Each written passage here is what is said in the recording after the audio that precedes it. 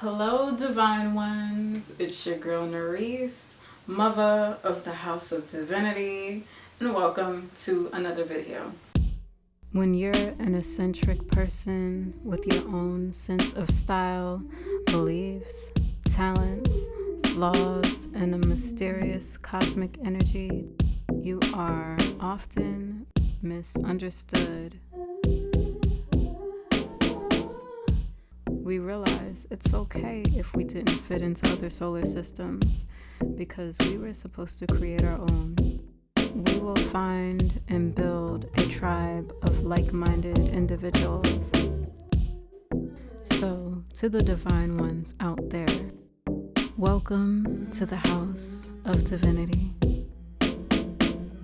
As you know, your girl loves music and art and film, and I like to discuss those things. But as much as I love to discuss the arts and the industry, I also would like to discuss motivation and empowerment because I think it's important, and I feel as though you can never get enough of it. And I know there's times where I've faced adversity, and content on empowerment and uplifting the spirit and just motivating me through those tough times helped save my life. So I just wanted to pay it forward and share some of the things that I've either learned along the way or have said to myself to empower myself out of spaces of depression and anxiety to help someone else, because I know regardless of whether I felt misunderstood or alone in my experience, I know that I'm not alone in the experience of adversity and experiencing downs and needing to be picked up. What I like to call this segment is empowerment tea, because we love to sip the tea from time to time and kiki, but empowerment tea is just as important. So I like to have a healthy balance of the celebrity tea and empowerment tea.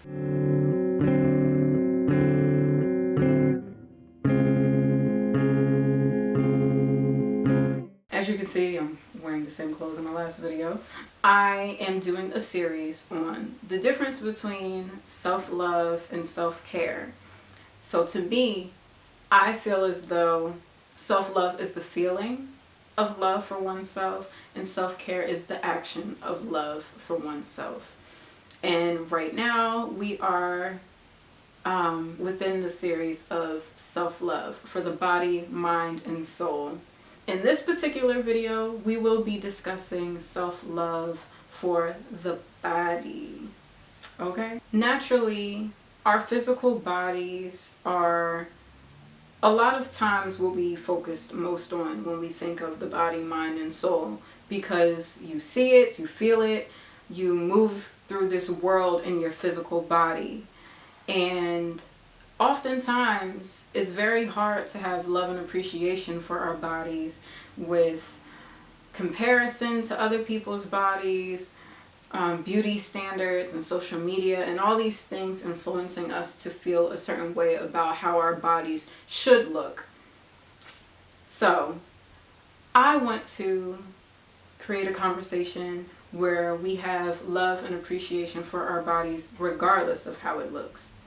So, let's talk about self-love and the feeling of loving our bodies, our beautiful, gracious, healthy, loving, operating bodies. The first tip that I have on starting the journey of self-love for the body is taking a moment.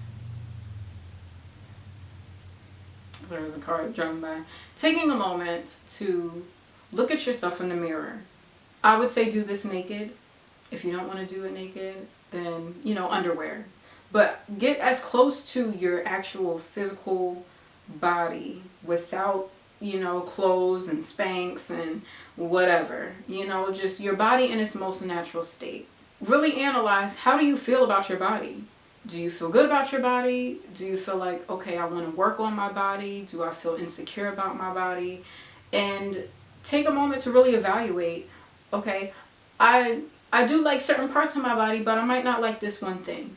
And just take time to kind of analyze the pros and cons of how you feel about your body. And after doing that, break down whether you have that thought based on someone else's opinion on your body or your own opinion on your body.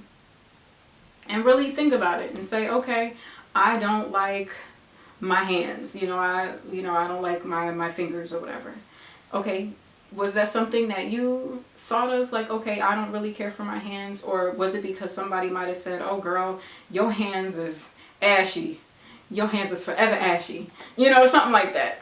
All the things that don't belong to you, they don't belong to you. Release that ideology, because other people's opinions on your body is not yours, it's not your business, and that's not a burden that you need to hold on to, or nor is that something that you need to focus too much energy working through. I mean, yes, sometimes it takes time. Like, say if you had like a mom that told you, oh girl, you too big, you need to lose weight, or whatever the case may be, that is her projecting whatever insecurity onto you. So let that go, leave it be, drop the baggage, okay? And focus on the things that you might not necessarily like, or the things that you do like, that are your own thoughts about your body. Because nobody else said anything, but it's like, okay, you know what? I just don't really care for this part of my body because I just don't care for it. And understand, I'm not going to tell you that the perfect thing or the cliche thing of like, love your body regardless of your shape. I mean, yes, of course, I want you to do that. But it's realistic to have certain parts of our body that we don't like. Especially because we grow and shift and evolve as we, age. So say if your body at 20 is different than your body at 30, and you like, dang, I really loved, my body was banging in my 20s. First of all, there's a certain grace where it's like, okay, like if you age to a certain point, you might not be able to go back to what it was, and changing how you shift how you think about it. But if there's something that you can actively work on, like say if it's a weight thing and you're like, okay, I want to gain weight or I want to lose a certain amount of weight, then make that plan and that goal to work towards that thing. Now, me personally, I'm not too big on plastic surgery, but if that's something that you decide to do on your body, you have every right to do that. It's your body, your coins, and if it's going to make you happy and it's a quality job done, and you go to someone that's reputable and actually has, the receipts that they do a good job, then do that, But a very famous Maya Angelou quote that I want to say here is, if you don't like something about yourself, change it. If you can't change it, change how you think about it. And say if it's like a health thing, or you might be dealing with a disability or something like that, and it's something that you can't necessarily change. Changing how you see it will ultimately spark the self-love for your body. Because a lot of times we may go through different things and we might have different struggles within our bodies, and we'll think that it's setting us back and it's a hindrance. But if you change your mentality, you'll discover that that thing that you were so insecure about, or that thing that you feel like is holding you back, is actually setting you up for something. And there's another side of glory to that thing that sets you apart from everybody. For example, like Winnie Harlow, who is a model who was once on America's Next Top Model, and then, she branched and built her own solo career. She has vitiligo. So that's a skin condition where there's certain places on your skin that loses pigmentation. And instead of seeing that as a crutch or something that would hold her back or make her not fit into everybody or fit in with the world, it was something that was a superpower for her. It set her apart. It made her stand out, and it added to her beauty. So, something that might be seen as like a debilitating thing can actually be your superpower. So reframe how you think about it and find the superpower within that thing that makes you different.